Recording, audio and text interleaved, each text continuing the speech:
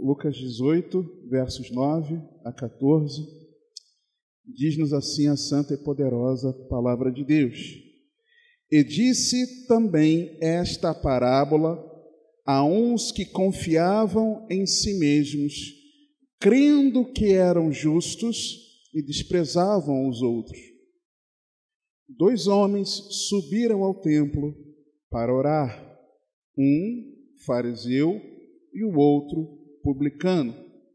O fariseu, estando em pé, orava consigo desta maneira: Ó Deus, graças te dou, porque não sou como os demais homens, roubadores, injustos e adúlteros, nem ainda como este publicano. Jejuo 2 vezes na semana e dou os dízimos de tudo quanto possuo. O publicano, porém, estando em pé, de longe, nem ainda queria levantar os olhos ao céu, mas batia no peito, dizendo: Ó Deus, tem misericórdia de mim, pecador. Digo-vos que este desceu justificado para a sua casa, e não aquele, porque qualquer que a si mesmo se exalta será humilhado, e qualquer que a si mesmo se humilha será exaltado. Você pode se assentar?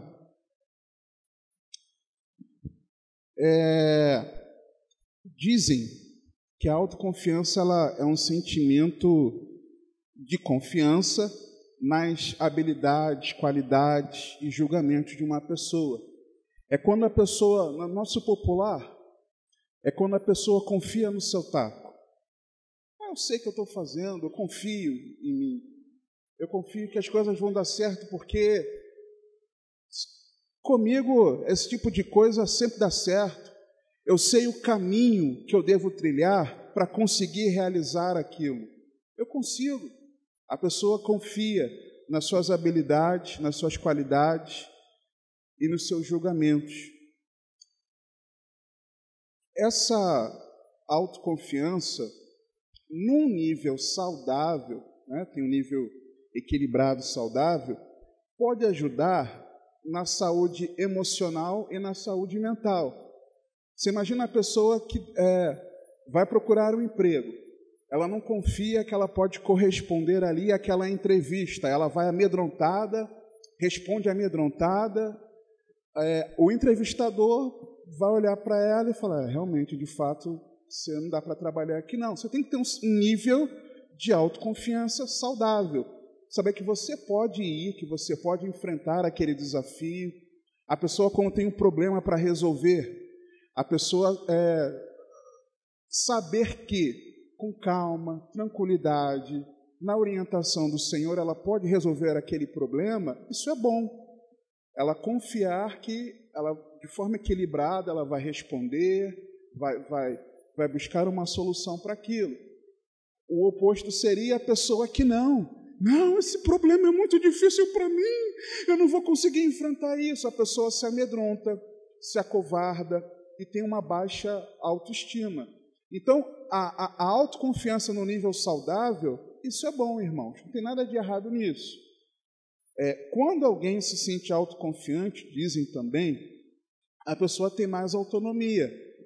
Ela não fica tão dependente dos outros para realizar as coisas. Isso não é ruim. Dizem que a pessoa tem mais produtividade e criatividade nos seus projetos.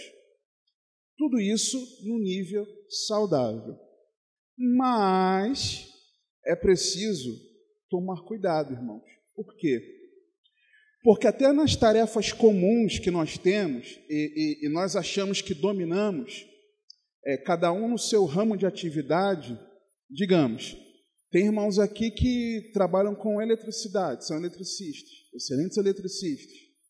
E aí, digamos que a pessoa, pela sua habilidade naquilo ali, a pessoa fica tão autoconfiante, que ela não toma as precauções necessárias para manter a integridade física dela e daqueles que estão ali trabalhando junto, por exemplo. Ou então o motorista. O motorista é tão confiante de que ele é piloto, que ele é um bom motorista, que ele vai e volta para Iguaba Grande a 200 quilômetros por hora, não respeitando nada do nada, só querendo saber de chegar primeiro lá ou aqui. Então, a força do nosso braço, a gente precisa ter cuidado com isso, até nas tarefas do cotidiano. E aí, qual é o problema? Jesus aqui, ele conta nessa parábola não apenas um alerta para aqueles que têm uma autoconfiança em relação à salvação. Isso aqui está falando em relação à salvação. Não é apenas Jesus alertando. Por exemplo, Jesus está conversando com os discípulos. Olha, vocês precisam tomar cuidado para que vocês não sejam assim autoconfiantes, achando que vocês podem salvar a vocês mesmos. Aliás, lembra que eu falei lá de que, em relação aos ricos herdarem o reino de Deus, que seria muito difícil, e vocês ficaram abismados, porque vocês associavam que o rico, se alguém é abençoado financeiramente, então é porque é alguém que vai ser salvo, na mentalidade de vocês, e eu mostrei que não é bem assim, vocês ficaram surpresos, e aí vocês argumentaram de que, poxa, se for assim, quem pode se salvar? E eu disse que ninguém pode salvar a si mesmo, mas para Deus nada é impossível. Lembram disso? Então, mas Jesus não estava fazendo isso. Jesus ele não estava alertando os seus discípulos. Jesus estava confrontando o pecado do autoconfiante. Olha comigo aqui o versículo 9, a parte A. E disse também esta parábola sobre uns que confiavam em si mesmos? Não, há uns que confiavam em si mesmos. Jesus não estava contando uma parábola sobre quem estava pecando. Deus estava confrontando o pecado daqueles que confiavam em si mesmos para a salvação. E eu fiquei chocado com isso, que a primeira vez que eu enxerguei isso foi hoje, quando eu fui colocar essa palavra que o Senhor tinha ardido no meu coração. Eu fui meditar nesse texto novamente, eu me choquei com a preposição. Não é sobre, é a, é para. Jesus não estava falando de alguém, Jesus estava falando para alguém. É diferente. É diferente quando a gente ouve falar sobre alguém que faz coisas que não deveriam fazer diante de Deus. Outra coisa é o próprio Deus me confrontando, dizendo que eu estou em pecado naquilo. Vocês entenderam a diferença? É muito diferente, é muito pessoal. Era Jesus confrontando o pecado deles. E aí, quando nós olhamos para isso aqui, quando eu meditava em Lucas, nesse capítulo, durante se não me engano foi mês passado, durante a nossa meditação diária, assim, naquele plano de leitura, esse foi o único texto durante esses meses todos que o Senhor ardeu meu coração e mandou eu pregar aqui na nossa igreja. Estamos aguardando aquilo, a revelação que Deus está dando ao irmão Geraldo. Deus não me deu revelação nenhuma diferente, irmãos. A única coisa que Deus mandou eu abrir a boca e falar é isso aqui. Foi a única coisa. E na ceia, eu ia trazer essa palavra, mas Deus mandou eu trazer a outra naquele dia por conta daquele texto em relação à cruz, a cegueira da cruz. Mas o único texto foi esse. E eu reler esse texto hoje, eu fiquei chocado com isso aqui. Jesus estava confrontando o pecado daqueles que confiam em si mesmos. E por que esse meu choque? Não é porque Jesus estava confrontando o pecado. É porque esse pecado de confiar a si mesmo, nos seus vários aspectos, que daqui a pouco eu vou compartilhar com os irmãos, se assim o Senhor permitir, eu enxergo nas nossas vidas. Eu enxergo nas nossas vidas. Nós podemos estar até em uma prática religiosa evangélica. Nós fazemos as coisas que os evangélicos fazem. participamos do culto, lemos a palavra de Deus, oramos, jejuamos, evangelizamos, cantamos louvores a Deus, porém, vivendo um falso evangelho, talvez. Aquilo que o Senhor falou comigo aqui sobre o evangelho do fariseu. E não tem nada a ver com aquela música, não tem nada a ver com isso. Aquela música que ficou famosa aí por causa de reality, não tem nada a ver com isso, não. Qual é o contexto aqui de Lucas? Lucas, no capítulo 1, vá comigo, por favor. O Evangelho segundo Lucas, ele é o mais longo. Que isso, irmão? Você está falando bobagem. Lucas só tem 24 capítulos. Já vê quantos capítulos tem Mateus? Maior em quantidade de texto, irmãos. Preste atenção. Maior na quantidade de texto. O evangelho que tem mais texto é Lucas. Não que tem mais capítulo, tem mais texto. Ele foi escrito para os gregos, enfatizando Jesus como o homem perfeito. Então, para os gregos, que supervalorizavam essa questão da sabedoria, Lucas apresenta Jesus como um homem perfeito, um amigo muito sábio, que tem um ensino incomparável, para que eles pudessem, dentro do entendimento deles, enquanto gentios, enquanto gregos, eles se familiarizarem e terem interesse para a meditação. Quando nós lemos aqui, capítulo 1 de Lucas, versos 1 a 4, no capítulo 1, o texto diz assim, no versículo 1, tendo, pois, muitos repreendido, por em ordem a narração dos fatos que entre nós se cumpriram. Quando o texto diz assim, muitos tentaram colocar em ordem a narração dos fatos, o que Lucas já começa dizendo? O que eu vou começar a falar a partir de agora não é história. Eu estou falando fatos verídicos. Eu estou narrando a verdade. O que eu vou falar aqui, eu estou contando a historinha, eu estou falando a verdade daquilo que aconteceu. Aí ele continua dizendo, dos fatos que entre nós se cumpriram. Versículo 2, segundo nos transmitiram os mesmos que os presenciaram desde o princípio e foram ministros da palavra. Ou seja, é um fato que foi comprovado por testemunhas fidedignas, testemunhas que são dignas de crédito. Não é uma história inventada. Muitas pessoas que conviveram com Jesus confirmaram isso aqui que eu vou começar a relatar para você, ó querido Teófilo. Ele menciona o Teófilo no versículo 3. Uma outra questão aqui, no versículo 3, na parte inicial.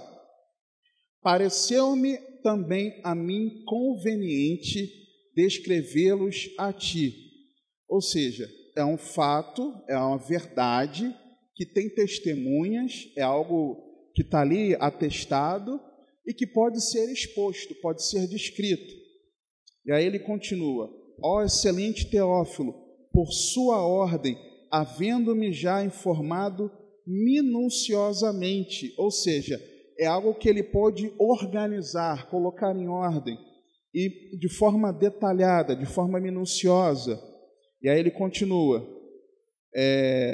havendo-me já informado minuciosamente de tudo desde o princípio, ou seja, de forma bem completa, para que conheças a certeza das coisas de que já estás informado.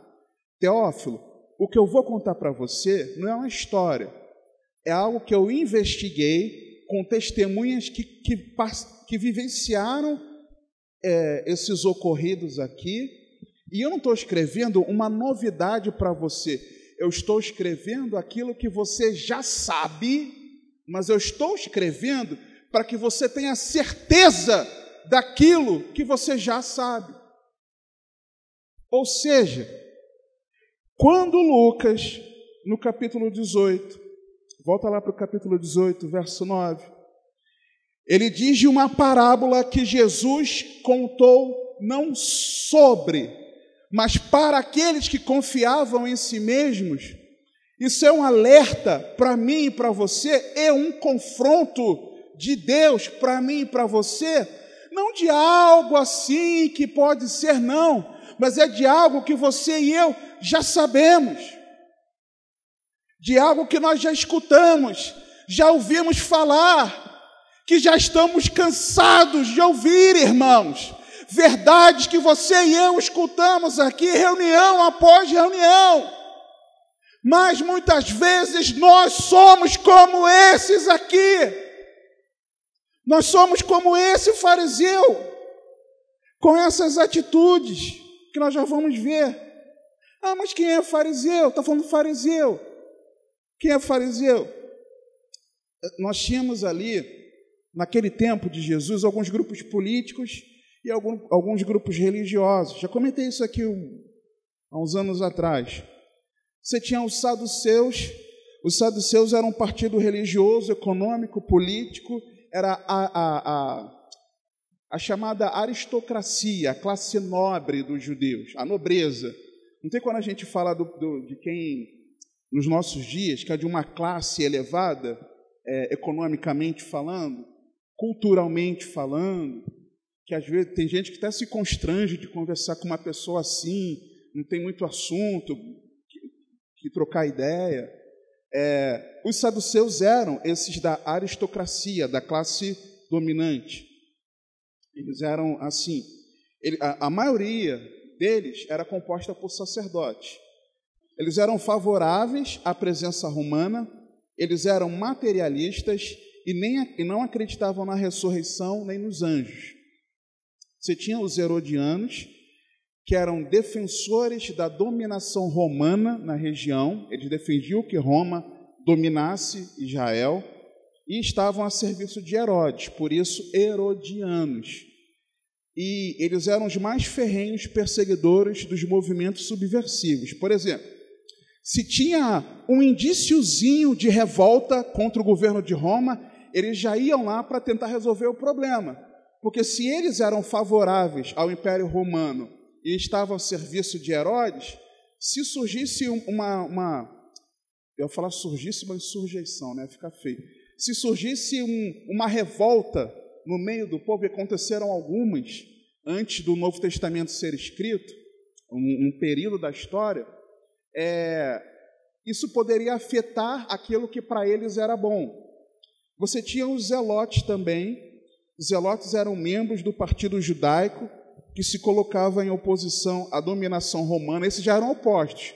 Os herodianos defendiam, os zelotes não, eram contra. Sabe quando...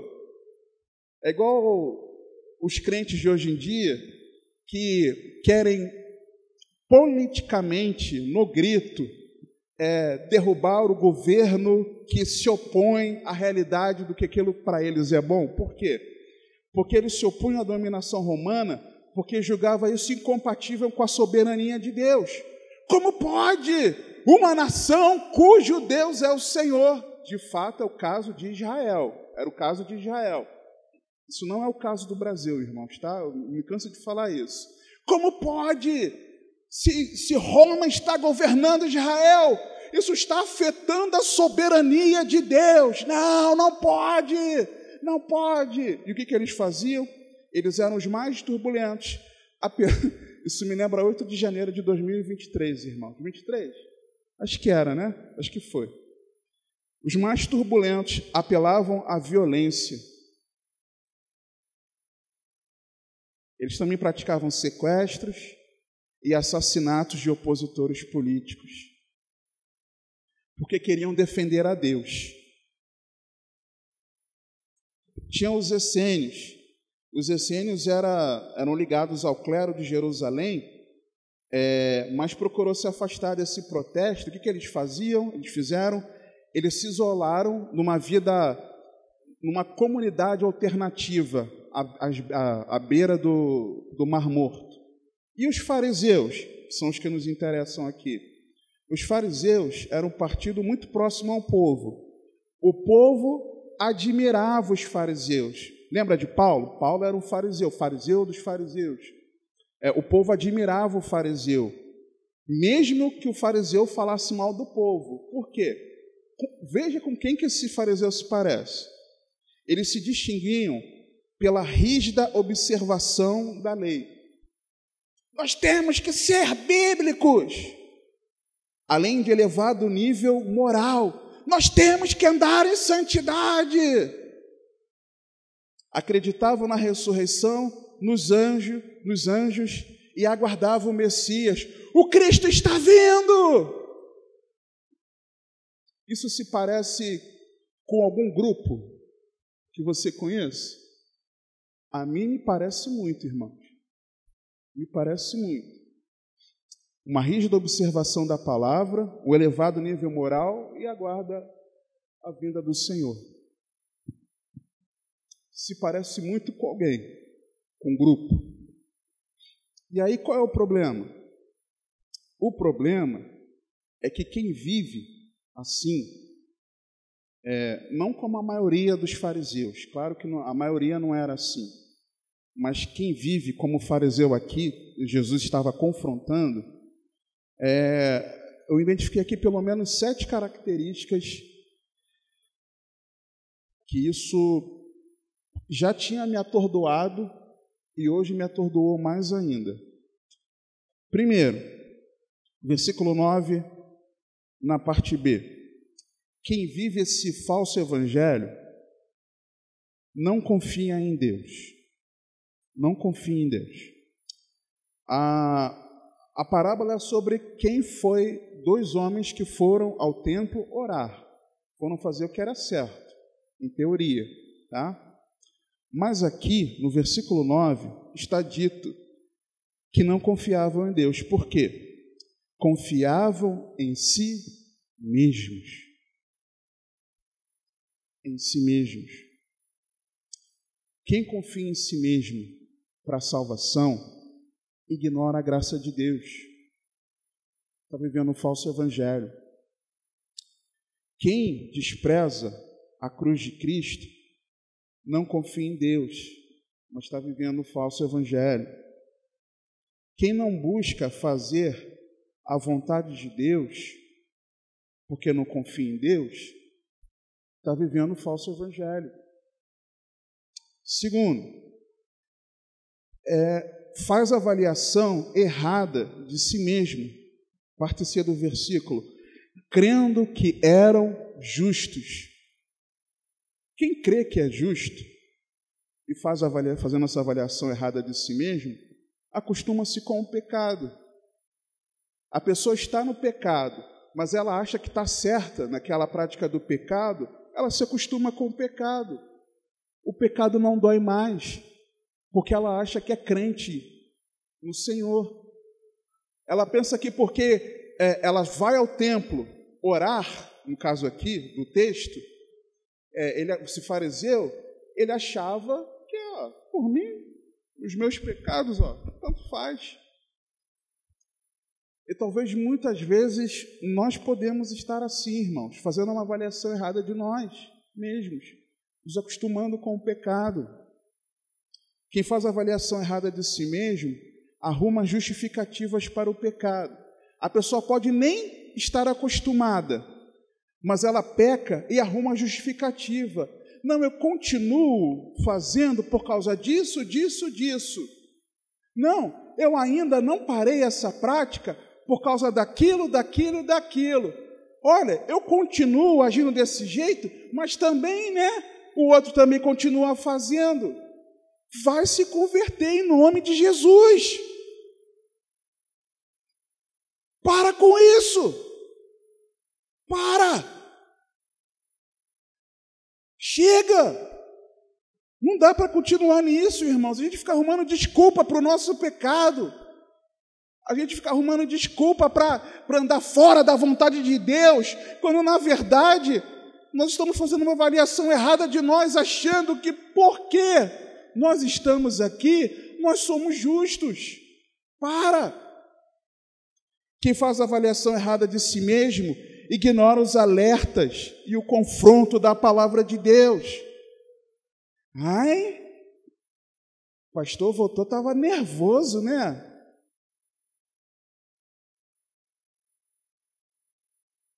Ai, o martelinho estava afiado, né? Eu já ouvi isso. O martelinho do irmão que nem congrega mais aqui com a gente. O martelinho hoje estava afiado, né? Estava mesmo, por quê? Sabe? Ignora. Eu lembro de um irmão, certa vez, estava trazendo uma palavra sobre Jesus, fonte de água viva. Eu não lembro exatamente. Jeremias. O texto de Jeremias fala que abandonamos a fonte, e na continuação do texto tem até um louvor sobre isso. Aí na hora o Senhor me deu discernimento sobre algo que estava acontecendo com alguém, e durante a pregação eu fui falando, sem apontar dedo nem nada. Aí tempos depois, fomos conversar com esse irmão, pastor Júlio e eu, com esse irmão. Aí esse irmão veio falar de algo em relação àquilo. Eu falei, irmão, deixa eu te perguntar uma coisa, pelo que você está falando. Aquilo que lembra tal dia, numa quarta-feira, uma pregação assim, assim, assim, lembra tal coisa, assim, assim, assim? Lembro, era Deus falando comigo. Eu falei, e aí, irmão? Aí eu lembro que o pastor Júlio, tá, mas e aí, irmão, o que você fez com isso? Eu não fiz nada não, eu continuei assim mesmo. Meu irmão, sabe? Ignora. Deus confronta o nosso pecado e a gente finge que não é com a gente. A gente medita na palavra, lê textos que bateu, hein, Senhor? Essa aí bateu bonito em mim. Mas aí a gente finge que, não é comigo não. Aí pula, finge que não leu, aí lê corrido o texto. Não, isso aqui é para o outro. Está na Bíblia, mas não é para mim não. Sabe, irmãos? Quem faz a avaliação errada de si mesmo quer chegar ao céu do seu jeito, da sua forma. Não reconhece a necessidade do Salvador. Não reconhece o seu estado miserável, aprisionado no pecado, porque confia, porque crê que é justo. Se eu creio que eu sou justo e não injusto, eu preciso daquele que, sendo justo, morreu pelos injustos? Não. Se eu sou justo, então eu não admito a necessidade do Salvador. Eu creio que eu sou uma boa pessoa, e por eu crer que eu sou uma boa pessoa, porque eu não roubo, porque eu não mato, porque eu respeito o próximo, então eu sou justo, eu não peco diante de Deus. Mentira, é mentira, porque a Bíblia declara que todos nós pecamos, e por isso estamos separados da glória, da presença de Deus.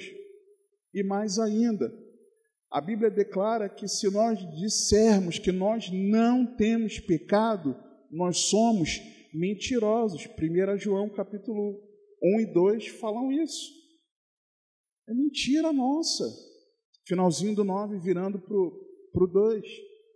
Mentira. Sabe? E muitas vezes nós fazemos essa avaliação errada. Terceiro, ainda no versículo 9, parte final. E desprezavam os outros. Quem despreza o outro pode estar nesse convívio, nesse ambiente da igreja, mas a pessoa tem dificuldade de relacionamento. Vai ter um momento de comunhão com os irmãos. Eu não quero participar. Por quê? Porque eu não quero. Eu não gosto de me misturar. Vai se converter.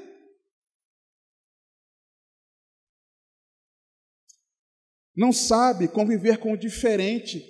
Fulano é esquisito, né? Fulano é esquisita, já viu? E aí?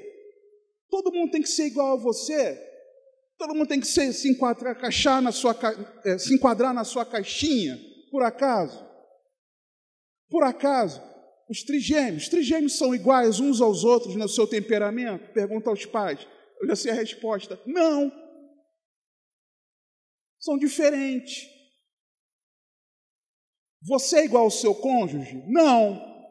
Você é igual aos seus filhos? Não. Você é igual aos seus pais? Não. Nós somos iguais ao nosso pastor? Não. Vocês são iguais a mim? Não. E por quê que nós temos essa aversão a quem congrega conosco e age em alguns aspectos diferentes da gente? Tem dificuldade de relacionamento desprezando o próximo. Não sabe conviver com o diferente. Não se preocupa em agradar ao outro. Quando? Não. Se eu estou num ambiente de igreja, que absurdo! Como pode assim não respeitarem a minha vontade? Não é do jeito que eu gosto. Tem que me agradar. Aí você não pode agradar o seu irmão, não. Se é que é seu irmão. Não estou falando pelo outro não ser convertido, é se é que você ou eu somos de fato convertidos a Cristo. Se fosse assim, irmãos, todo dia nosso pastor teria uns 10 gabinetes pastorais, aconselhamentos, tratando de relacionamento com os irmãos. Eu não sei quantos são, se está tratando, se não, mas eu sei que tem. Porque eu já presenciei algumas coisas dessa falta de entendimento entre irmãos. Sabe? E aí, se não se preocupa em agradar ao outro, não busca reconciliação quando há alguma dificuldade. Irmãos, eu lembro uma vez, contra a minha vontade, tá? Contra a minha vontade, e eu falei isso já com ele na época, e estou falando de novo agora. Ele sabe disso porque eu falei isso com ele. Uma vez, nosso pastor Júlio, ele chegou lá, ele me ligou. Amado, está em casa? Estou em casa. Estou chegando aí para conversar contigo, tá bom? Eu falei, tá bom. Aí eu fui lá para fora, morava aqui ainda, Laranjal. Aí entra aí no carro. Aí ele, meu irmão, o que está vendo? Fulano, Beltrano e Ciclano estão chateados contigo. Lembra disso? Porque você falou um negócio que podia não ter sido falado daquele jeito e tal. E para mim você vacilou nisso, você errou nisso, por isso. Aí eu falei para ele assim, olha, no meu entendimento, eu não errei. Porque eu não falei nomes, eu não ofendi, nada disso. Mas como é você que está falando, e você é meu pastor, então eu tenho que me submeter. O que eu fiz naquele fim de semana? Eu fui a cada um dos irmãos pedir perdão. Simples assim, irmãos. Acabou. É simples assim. Reconheci que poderia ter agido de outra forma, pedi perdão a eles porque, por eu ter esse jeitão assim meio bonzinho, que vocês acham que eu sou bonzinho, minha esposa e minha filha sabem. E eu canso de falar isso aqui, mas vocês acham que eu sou bonzinho?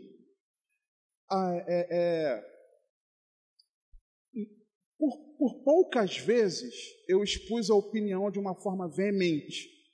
Então a pessoa acaba montando em cima. Eu falei isso para os 3 individualmente. E eu falei, peço perdão também por isso, por eu não ter me posicionado desde sempre com vocês. E aí vocês, pela falta do meu posicionamento, puxa, ele é bonzinho, logo agora, dessa vez ele falou assim, não é possível. Mas eu fui lá e conversei com cada um deles. E pronto, irmãos. São meus amigos, meus irmãos em Cristo. Os amo, os respeito. Com um deles convivo até hoje, porque um deles congrega aqui ainda. Sabe? E ponto final. Buscar reconciliação, irmãos. E pronto. Existiu uma dificuldade? Vai se reconciliar. Só que se você muitas vezes tem dificuldade para se reconciliar com a tua esposa, com o seu marido, A esposa briga ou se desentende, fica um mês sem falar com a esposa, fica sei lá quanto tempo sem conversar com o outro, sem tratar com carinho, com gentileza, com educação. Os filhos ficam de malzinho com pai e mãe. Se você não consegue se reconciliar dentro de casa, que dirá no meio de toda a congregação, irmãos? Está desprezando o próximo. Quarto, versículo 10 e 11 na parte A. Dois homens subiram ao templo para orar, um fariseu e o outro publicano. O fariseu, estando em pé, orava consigo desta maneira: ó Deus, graças te dou. Não tem vida com Deus. Sabe por quê? O fariseu, assim como o publicano, o fariseu subiu ao templo para orar. E se ele subiu ao templo para orar, ele foi orar a quem? Num aspecto normal, circunstancial, foi orar a Deus.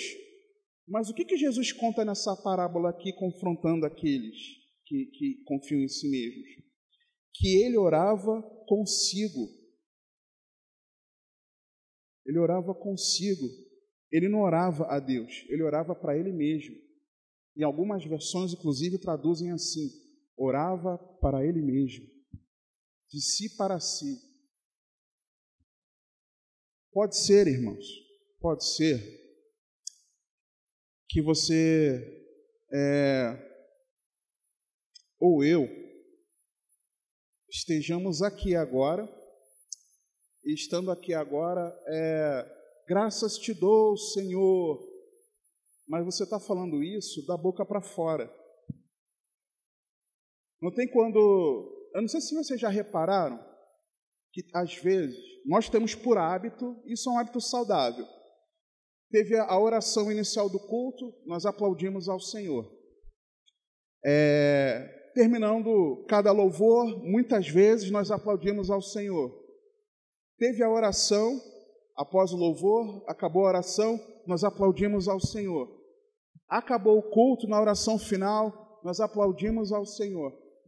Quem senta mais próximo a mim já viu que não é em todas as vezes que eu aplaudo? Não sei se você já reparou isso. Tem vezes eu fico de mão abaixada. Por quê? Porque eu não estou com vontade de aplaudir, é simples assim. Naquela hora eu não quero. O meu aplauso ao Senhor, ele tem que ser espontâneo, tem que vir de dentro. E aí eu aplaudo ao Senhor com toda a alegria, porque Ele é digno de receber a toda exaltação.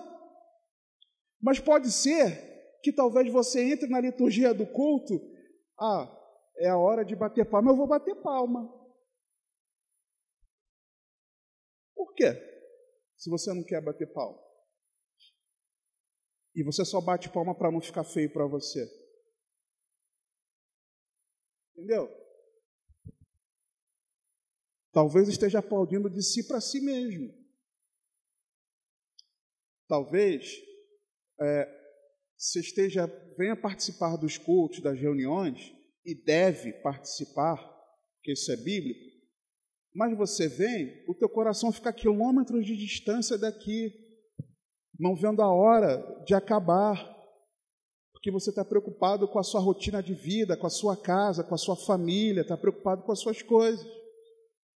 E aí, pode até congregar, participar ativamente da liturgia proposta, e até quando o culto está terminando, dizer o quê? A Deus toda glória. Mas está fazendo tudo isso de boca para fora. A motivação está errada. Isso não é vida com Deus, irmãos. Devemos sim congregar, devemos sim louvar ao Senhor com todo o nosso fôlego, aplaudir ao Senhor, ter foco e atenção na palavra. Devemos sim nos engajar nas atividades da nossa igreja, devemos sim participarmos ativamente dos ministérios que o Senhor nos colocou, não naqueles que nós escolhemos participar, mas aqueles que o Senhor nos colocou. É importante frisar isso. Declarar de todo o coração que nós reconhecemos que a glória toda pertence ao Senhor, mas isso porque nós amamos a Deus. E por amarmos ao Senhor, nós queremos, de fato, fazer o nosso melhor para Ele. Mas você já reparou que muitas vezes você faz de forma arrastada? Precisa, nossos irmãos que ministram louvor, às vezes, no meio do louvor, ficarem constrangidos e terem que falar: irmãos, abram a boca para louvar ao Senhor. Sabe? Precisa isso? Precisa, irmãos. Precisa, na hora da palavra, você ou eu sermos chamados à atenção, para nós termos atenção àquilo que está sendo compartilhado? Não precisa, irmãos. Você precisa, ou eu, sermos chamados à atenção de que nós não devemos ficar perambulando por aí, passeando, divagando, batendo papo na hora da reunião? Não, não precisa, irmãos.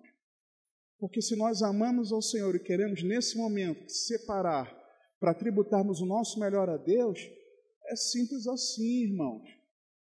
E talvez nós achemos que por estarmos participando culto após culto, reunião após reunião, que nós temos uma vida com Deus. Isso é um engano.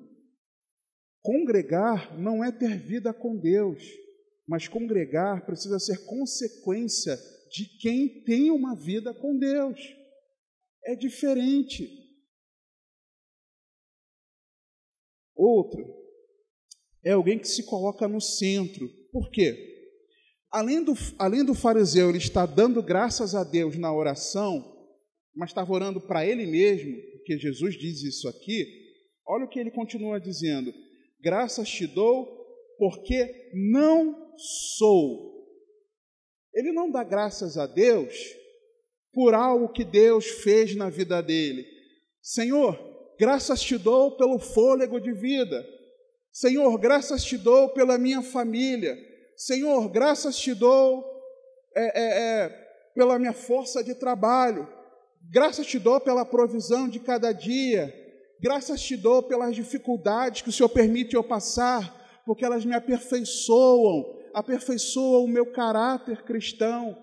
Graças te dou, Senhor, porque o Senhor enviou Jesus para me resgatar em meio ao lamaçal do pecado, que eu estava perdido, separado eternamente de Ti. Graças te dou, porque o Senhor tem me transformado dia após dia. Graças te dou, Senhor, por isso. Não, graças te dou porque eu não sou. Ele é o centro. Se coloca no centro. É extremamente preocupado com a sua reputação. Mantém o foco em si mesmo. As suas necessidades, seus sonhos, seus desejos, seus ideais são o que o governam. Vive falando de si mesmo. Sabe aquela pessoa quando você está conversando e você fala até assim, você sabe que a pessoa teve alguma enfermidade. Vou dar o exemplo da Covid, que isso aconteceu, eu me lembro. Covid-19. Aí a pessoa, que diferença, né, de poder falar Covid-19 no microfone, de como era em 2020, né? Não pode falar não, senão o algoritmo... A gente ficava meio neurótico com isso, né? Meu Deus do céu. Me lembrei disso. Covid-19. Aí, olha, poxa, tive Covid, mas Deus foi tão maravilhoso, Deus me resgatou. E você ficou com falta de ar? Não fiquei tanto assim, não, mas isso, aquilo. Não, eu fiquei com falta de ar, eu fiquei internado, eu aquilo outro. Ou seja, a pessoa falando dela, do sofrimento dela, da dor dela, a forma como ela ficou doente com a Covid-19 foi pior do que aquela pessoa. Você ficou com Covid? Isso aí foi uma gripezinha. Eu é que tive Covid-19.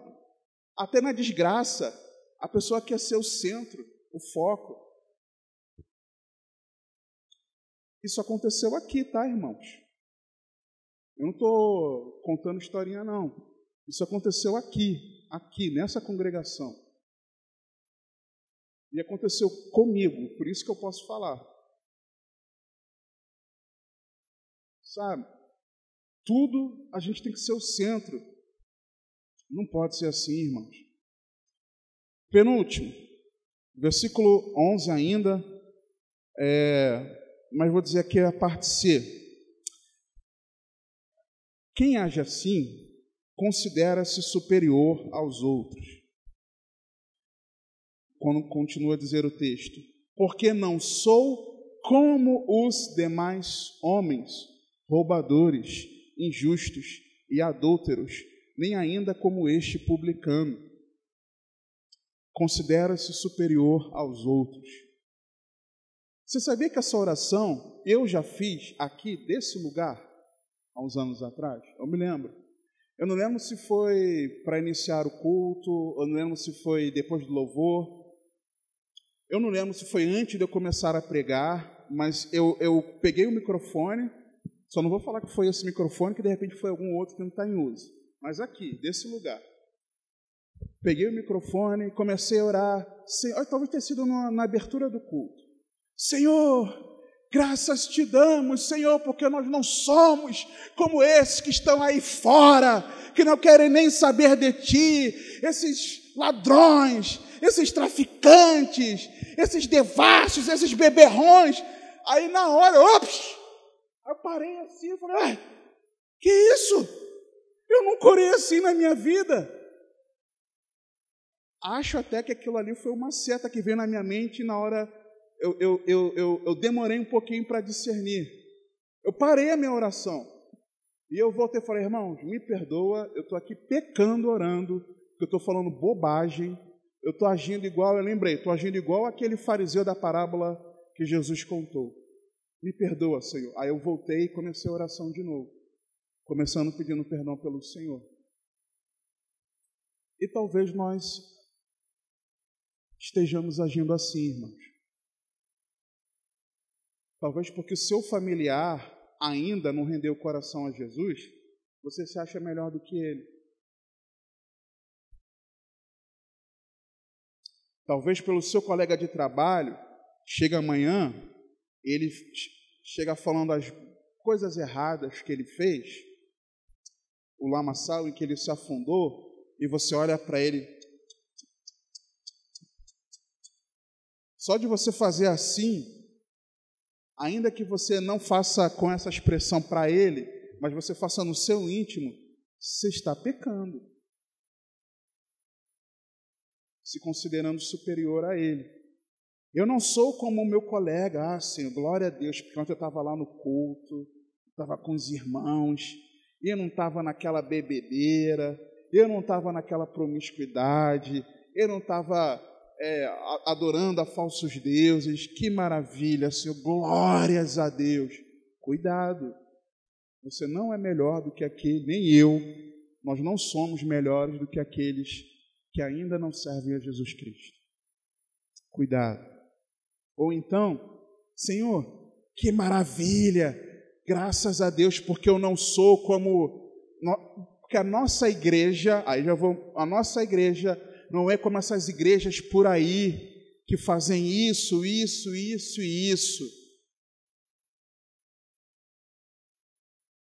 Já fiz isso também. Se bobear até pregando. E eu me envergonho profundamente. Porque isso passa a impressão, especialmente de quem está aqui ensinando e pregando, de que o nosso ministério é melhor do que qualquer outro aí. E não é, meu irmão.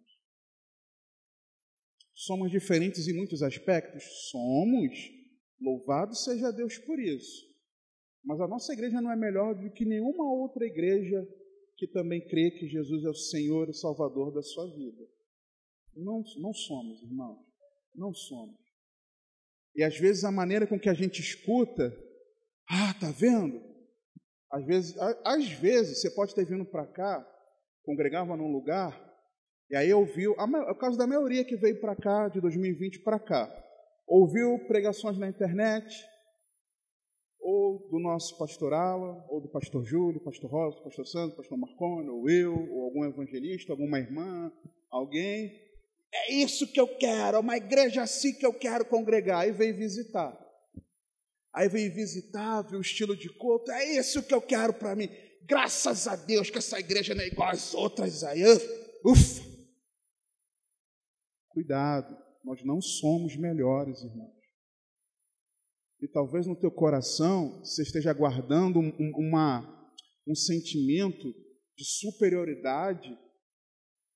Teve gente que já perguntou se deveria cumprimentar. Isso é verdade, caso verídico, daqui de dentro.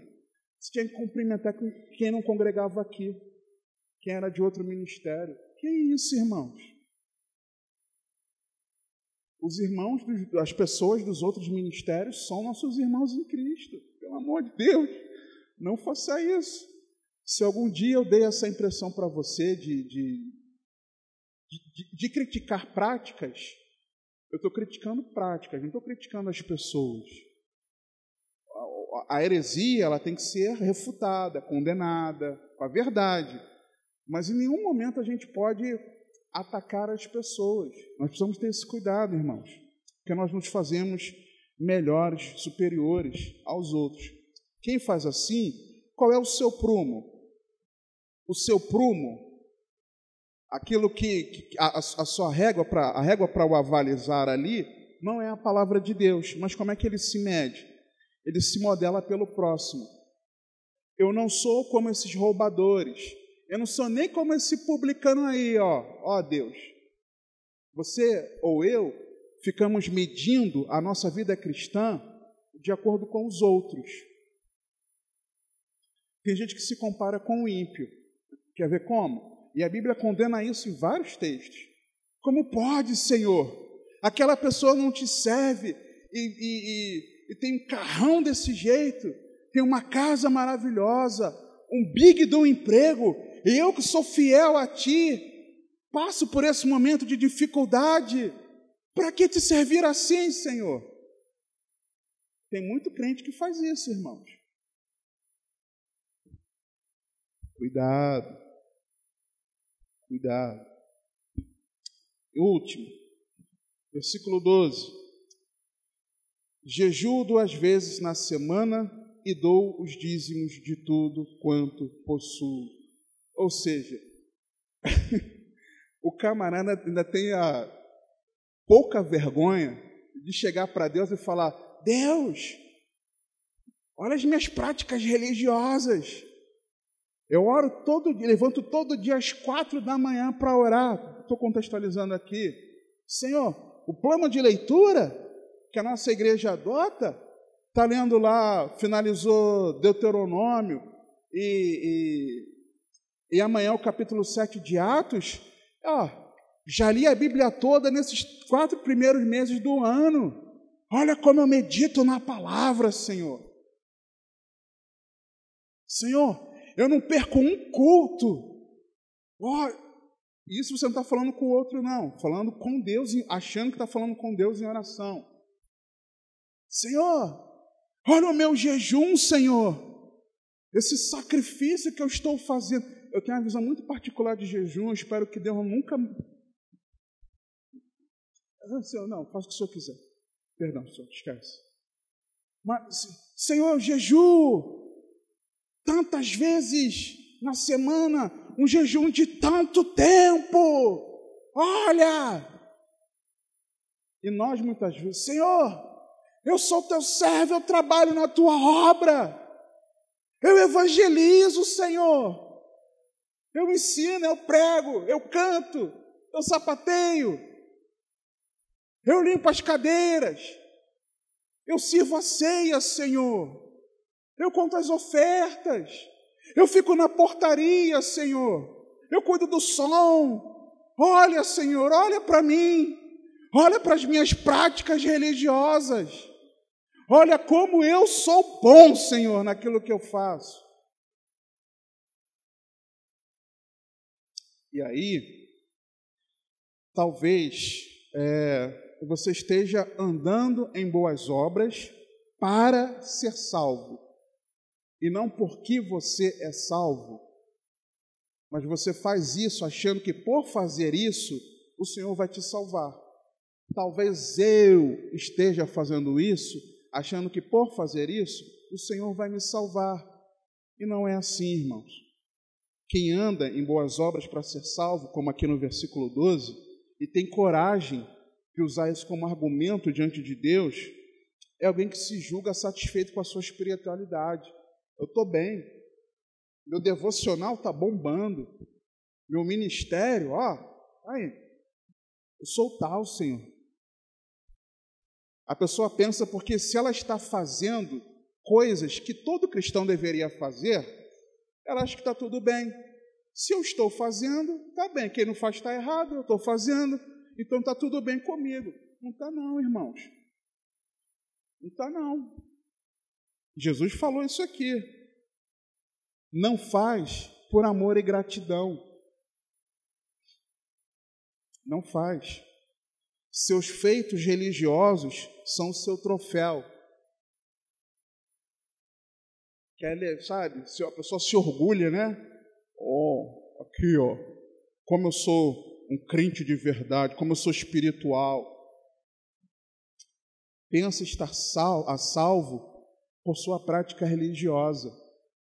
Eu me lembro de uma pregação do pastor Júlio, se não me engano, no dia de sábado pela manhã, quando nós tínhamos, naquele período quase pós-pandemia, todo sábado de manhã, não tínhamos culto domingo à noite, mas só sábado de manhã e domingo pela manhã. Pregação dele: religião não salva. E talvez nós estejamos agindo assim. Como, irmãos? Como então você e eu fugirmos disso, dessa condenação que Jesus está dizendo? Por quê? Jesus diz claramente aqui, de que no versículo 14, digo-vos que este desceu justificado. Este quem? O publicano. Esqueci de falar quem era o publicano. O publicano era o judeu, o israelita, que trabalhava a serviço do Império Romano, cobrando impostos dos seus compatriotas. Por isso o povo o odiava, porque eles tinham uma certa liberdade de estabelecer um certo valor do imposto, das taxas, dos tributos, e a maioria deles metia a mão, roubava. Lembra de Zaqueu? Quando ele confessa o seu pecado e fala: Senhor, se eu roubei alguém, defraudei alguém, eu quero restituir 4 vezes mais.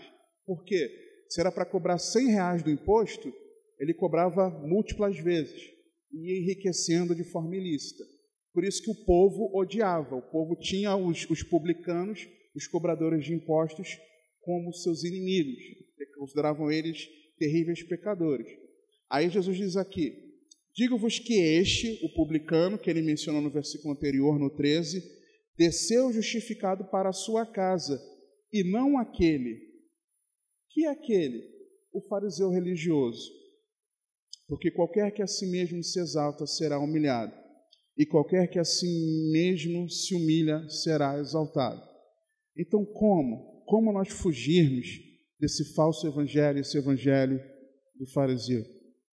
Versículo 13 nos mostra aqui: o publicano, porém, estando em pé de longe, nem ainda queria levantar os olhos ao céu, mas batia no peito, dizendo: ó Deus, tem misericórdia de mim, pecador. Reconhecendo-se indigno,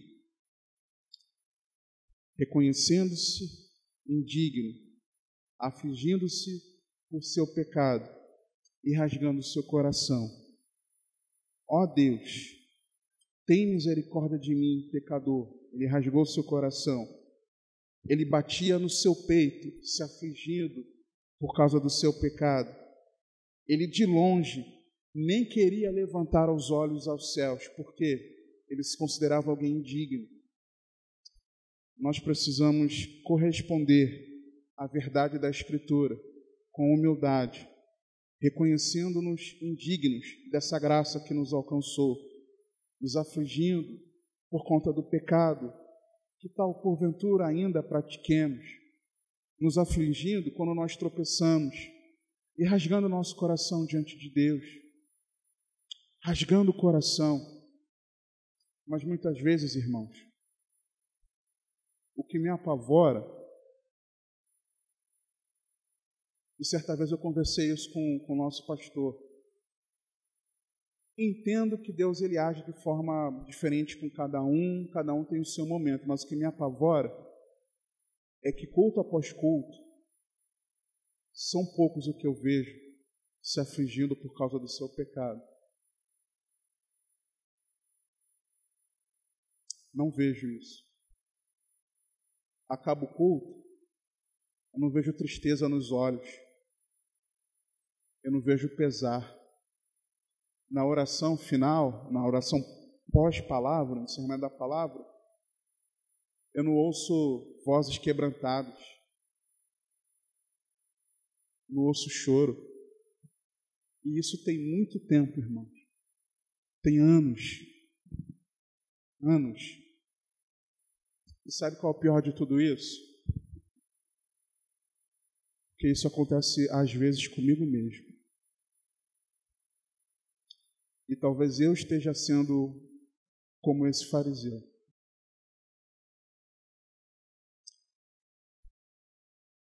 Será que você também está sendo?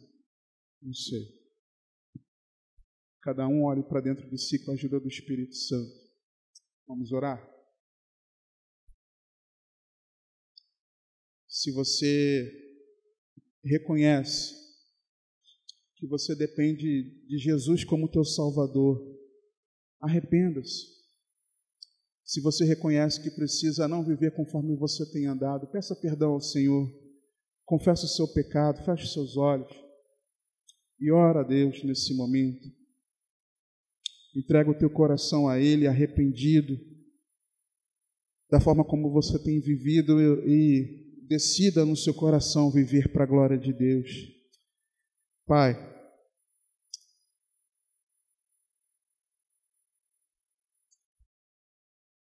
me perdoa, Senhor. Me perdoa, Senhor, por todas as vezes que eu agi assim, Senhor.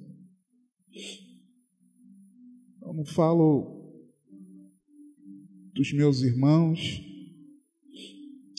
não falo daqueles que estão aqui, mas eu falo de mim mesmo, Senhor. Tem misericórdia de mim, Senhor. Tem misericórdia de mim, Senhor, porque eu já me enquadrei em cada uma dessas características, Senhor. Tem misericórdia, Pai.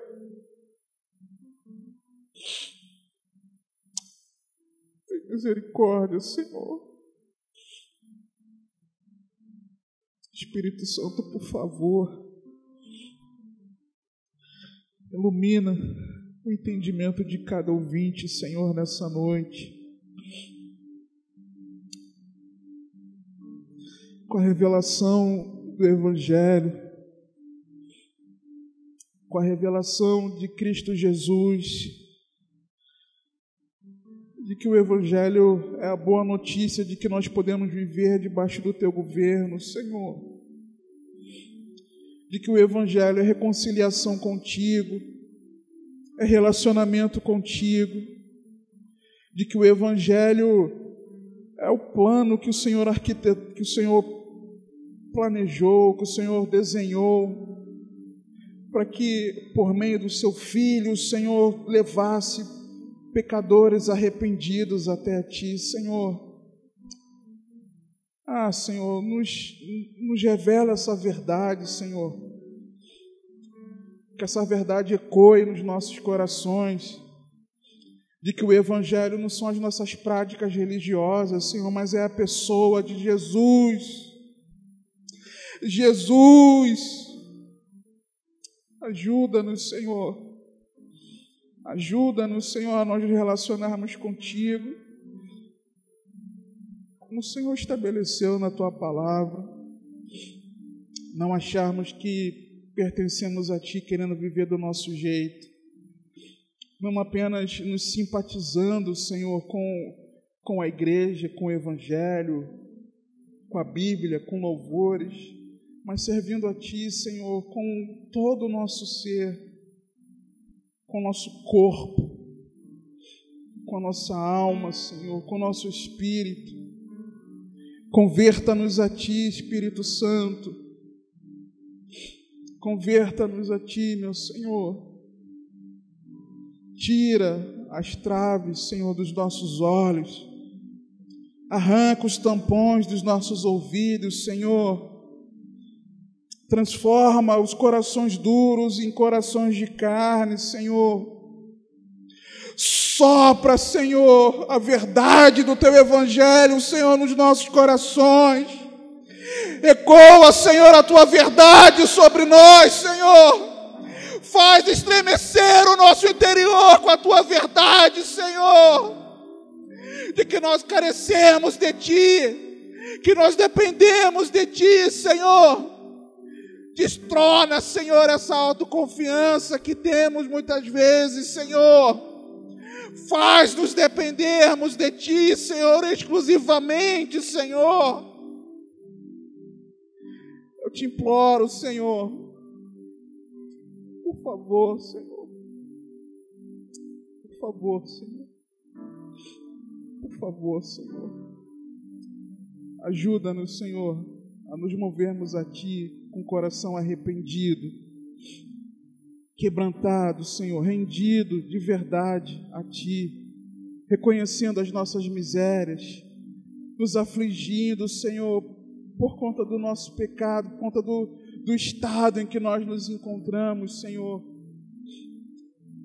e confiando, depositando a nossa esperança em Cristo Jesus.